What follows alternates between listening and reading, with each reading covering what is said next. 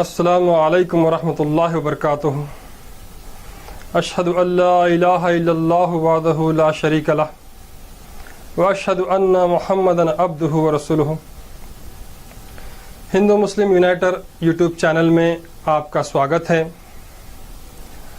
हमने पिछले वीडियो में स्वामी आनंद स्वरूप आपने मुसलमानों के ख़िलाफ़ कुछ बातें की थी। जैसा कि आपने कहा था कि मुसलमानों से कुरान हटा लो, उनके हाथों से कुरान ले लो और उनसे नमाज छुड़ा दो और उनका आर्थिक, सामाजिक और राजनीतिक बहिष्कार करो, तब जाके मुसलमान इस्लाम को छोड़ देंगे और हिंदुइज़्म को अपना लेंगे। वो पैजामा छोड़कर पैंट पहन लेंगे। इस तरह के आपने बातें किए थे, उसका जवाब हमने पिछले वीडियो में दिया है। अब उसी का ये पार्ट 2 है, सेकंड पार्ट है, जिसमें स्वामी आनंद स्वरूप आप कहते हैं कि मुसलमान विधर्मी हैं, उन्हें स्वधर्म में लाना है। एक घर में जब सैनिक रहेगा, घर में हथियार रखिए, तलवार रखिए, बंदूक रखिए, लाठी रखिए, डंडे रखिए। जब ये नहीं रखेंगे तो आपकी रक्षा करने कोई दिल्ली से आने वाला नहीं है मेरठ की। उनको, चूंकि वो विधर्मी है, उनको स्वधर्म में लाना है। स्वधर्म में मैं बार बार कहता हूं, मुसलमान भटका हुआ आत्मा है और आने वाले 3 वर्षों में 1 करोड़ युवाओं की फौज चाहिए हमें। 1 करोड़ हिंदू युवाओं की फौज चाहिए हमें, जो तलवार से लैस होंगे जैसे दलितों की नहीं मारा करें। अगर तुम अपनी सुरक्षा नहीं कर सकते, अब स्वयं सेवक की जरूरत नहीं है, स्वयं सेना की जरूरत है। जैसे कि हमारे गुलशन जी कह रहे थे, स्वयं सेना की जरूरत है। आप स्वयं सेना बनिए, साथ में तलवार रखिए, कटोरा रखिए, बरछा रखिए, भाला रखिए, बंदूक रखिए, जो रख सकते हैं रखिए। युद्ध की घोषणा हो चुकी है, युद्ध का घोष हो चुका है, संघनाद हो चुका है। वैसे ही शंकराचार्य परिषद ने युद्ध का संघनाद कर दिया है और यह युद्ध हिंदू राष्ट्र बनने की पल तक जारी रहेगा। और बहुत सारे बातें आप किए। पहली बात तो ये है कि विधर्म क्या है और स्वधर्म क्या है, हमें ये जानना होगा। विधर्मी वो है जो अपने धर्म में रहकर उस धर्म के लॉस को, कानून को, उसका उल्लंघन करता है, अपने धर्म के विरुद्ध काम करता है, अपने धर्म के खिलाफ काम करता है, वो धर्म भ्रष्ट करता है, उसको विधर्मी कहते हैं। स्वधर्म यानी अपना धर्म। तो आप कहते हैं कि मुसलमान विधर्मी हैं, उन्हें स्वधर्म में लाना है। मैं ये कहता हूं कि आप विधर्मी हैं। क्यों? इस वास्ते कि आपके धर्म ग्रंथों में जिस व्यक्तित्व का वर्णन किया गया है, आप उस व्यक्तित्व को, उस विभूति को आप नहीं मान रहे हैं। जैसा कि हिंदू धर्म ग्रंथों में महाविष्णु के 10 अवतार बताए गए हैं। श्री मदादि, विष्णु, मत्स्या, कूर्मा, वराह, नरसिम्हा, वामना, भार्गवा, राघवा, कृष्ण, बौद्ध, अनंतरे, कल्कि अवतार। आखिरी अवतार कल्कि अवतार है और आप कल्कि अवतार को अब तक स्वीकार नहीं किए।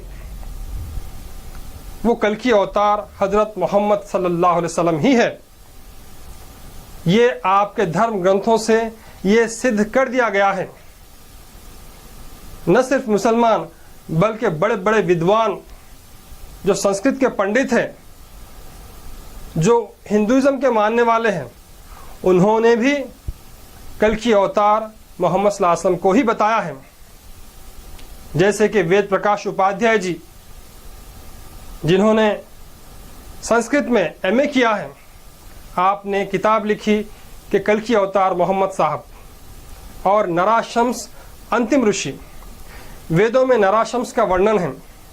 वो नर जिसकी प्रशंसा की जाए, उसी को अरबी में मोहम्मद कहा जाता है। इस बात को हम पहले के वीडियोस में बता चुके हैं। और ये अथर्ववेद खंड 20 सूक्त 127 और मंत्र 1, 2, 3 इस तरह, इसको कुंताब सूक्त कहते हैं। इसमें पैगंबर मोहम्मद सल्लल्लाहु अलैहि वसल्लम को नराशंसा कहा गया है। और वेदों में पैगंबर मोहम्मद सल्लल्लाहु अलैहि वसल्लम को कई जगह नराशंसा कहकर याद किया गया है। और भविष्य पुराण में मोहम्मद लफ्ज़ स्पष्ट रूप से आया है। भविष्य पुराण अध्याय नंबर 3 खंड नंबर 3 श्लोक नंबर 5 में लिखा हुआ है कि तस्मिनंतरे म्लेच्छ आचार्येण समन्वितः महामदिति ख्यातः शिष्य शाखा समन्वितः। उनका नाम मोहम्मद होगा, वो अपने शिष्यों के साथ आएंगे। और आपका दूसरा नाम अहमद का वर्णन सामवेद में किया गया, अहमदी पितुहु परिमेधम वर्तस्य जाग्रहा अहम सूर्यवाजनी। और आपको खतना किया हुआ बताया गया भविष्य पुराण में, लिंगच्छेदी शिकाहीनः शमशुद्धारी सदुषकः उच्चलापि सर्वभक्षी भविष्यति जनमम। तो इस तरह से कई पेशनगोइयाँ, कई भविष्यवाणियाँ आपके धर्म ग्रंथों में मौजूद है पैगंबर मोहम्मद सल्लल्लाहु अलैहि वसल्लम के बारे में।